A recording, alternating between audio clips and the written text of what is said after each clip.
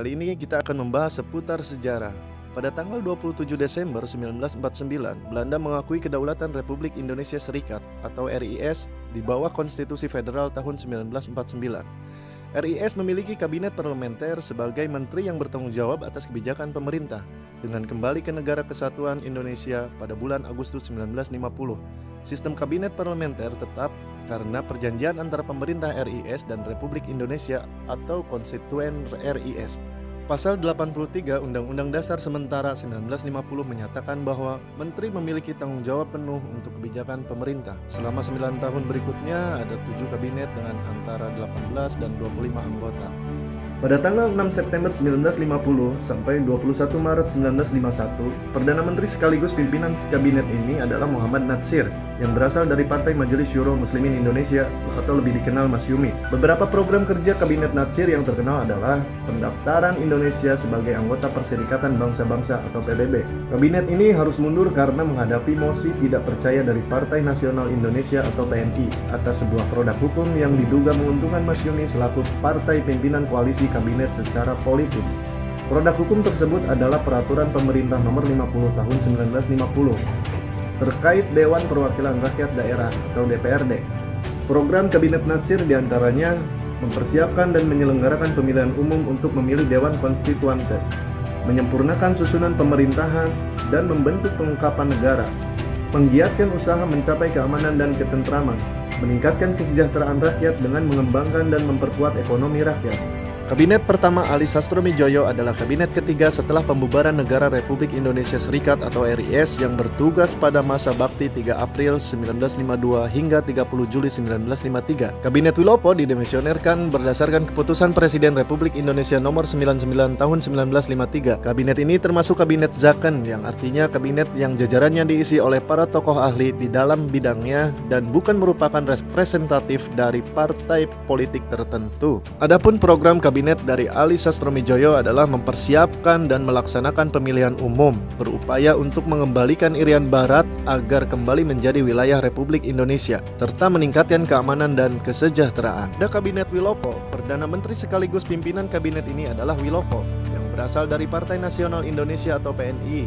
Beberapa program kerja Kabinet Wilopo yang terkenal adalah saat penanganan konflik internal dalam tubuh militer. Konflik yang terjadi pada tanggal 17 Oktober 1952 ini berlangsung karena adanya kemarahan Tentara Nasional Indonesia, Angkatan Darat atau TNI AD yang mendengar adanya upaya perombakan organisasi militer oleh para politikus di parlemen. TNI AD menganggap bahwa hal yang berbau politik mengganggu profesionalitas dan efisiensi militer dan mereka mengajukan protes kepada Presiden untuk turun tangan dalam mengatasi politikus yang ikut campur. Kabinet ini harus mundur karena menghadapi mosi tidak percaya dari sebuah kelompok bernama Serikat Tani Indonesia atas tragedi konflik berdarah yang bernama Peristiwa Tanjung Marawa pada 16 Maret 1953. Program Kabinet Wilopo diantaranya mempersiapkan dan melaksanakan pemilihan umum, berupaya untuk mengembalikan Irian Barat agar kembali menjadi wilayah Republik Indonesia, meningkatkan keamanan dan kesejahteraan, memperbarui bidang pendidikan dan pengajaran, serta melaksanakan politik luar negeri bebas aktif. Kabinet Burhanuddin Harahap merupakan kabinet koalisi yang terdiri dari beberapa partai dan hampir merupakan kabinet nasional. Karena jumlah partai yang tergabung dalam koalisi kabinet ini semua berjumlah 13 partai. Kabinet ini bertugas pada tanggal 12 Agustus 1955 sampai 24 Maret 1956. Adapun program-program kabinet ini diantaranya mengembalikan kewibawaan moral pemerintah, kepercayaan Angkatan Darat dan masyarakat kepada pemerintah, melaksanakan pemilihan umum menurut rencana yang sudah ditetapkan dan menyelenggarakan terbentuknya parlemen yang baru, menyelesaikan perundang-undangan desentralisasi sedapat-dapatnya dalam tahun 1955, menghilangkan faktor-faktor yang menimbulkan inflasi, serta memberantas korupsi, meneruskan perjuangan mengembalikan Irian Barat ke dalam wilayah kekuasaan Republik Indonesia, serta memperkembangkan politik kerjasama Asia Afrika berdasarkan politik bebas dan aktif.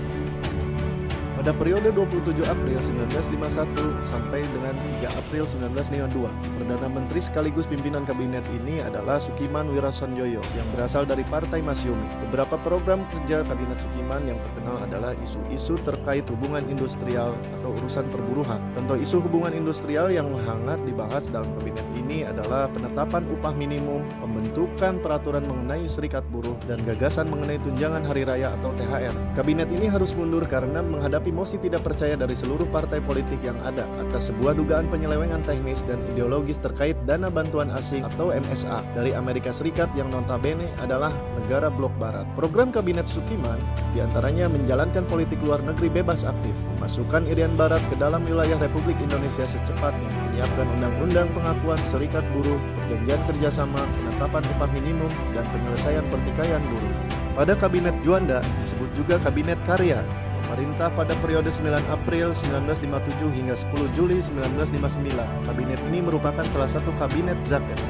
Antara tahun 1955 sampai 1957, kondisi bangsa menuju perpecahan yang diakibatkan oleh polarisasi yang dilakukan partai-partai dalam pembagian Jawa atau luar Jawa. Pada saat itu terjadi sentimen-sentimen antar kesukuan dan kedaerahan yang semakin jelas akibat dorongan perbedaan-perbedaan daerah yang diungkap pada pemilu 1955. Juanda Kartawijaya ditunjuk sebagai Perdana Menteri atau Kepala Pemerintahan Indonesia. Adapun program kerja Kabinet Juanda adalah membentuk Dewan Nasional, normalisasi keadaan Republik Indonesia, melanjutkan pembatalan KMB, memperjuangkan Irian Barat kembali ke Republik Indonesia, serta